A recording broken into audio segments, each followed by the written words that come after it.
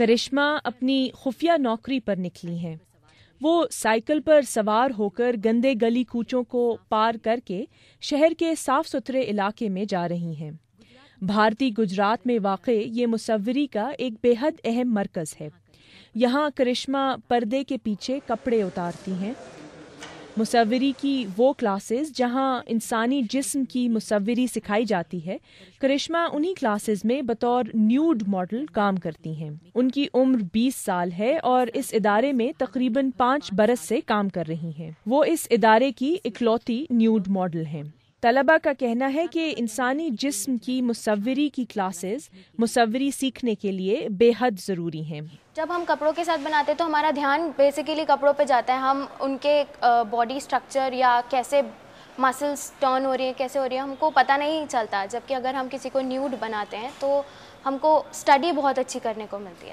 بھارت میں ایسی کلاسز کے لیے ماڈلز تلاش کرنا بے حد مشکل کام ہے۔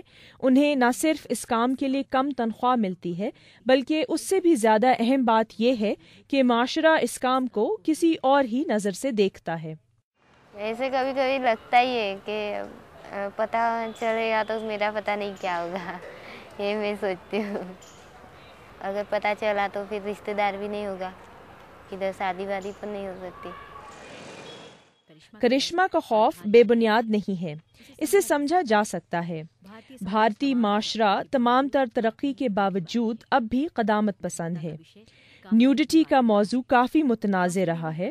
واسدیون اکیتھم اس ادارے کے سربراہ ہیں۔ ان کا کہنا ہے کہ نیوڈ ماڈلز کی کمی پہلے اتنی نہیں تھی اور لوگوں کا رویہ بھی اب زیادہ سخت ہو گیا ہے۔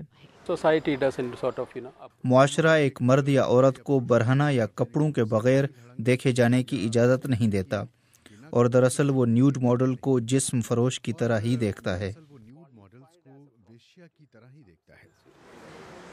کرشمہ جیسی ماڈلز ریمپ پر کیٹ واک نہیں کرتی، ان کی طرح لوگوں کی رول ماڈل بھی نہیں بن پاتی، لیکن فن مصوری کی تعلیم میں اہم کردار ادا کرتی ہیں۔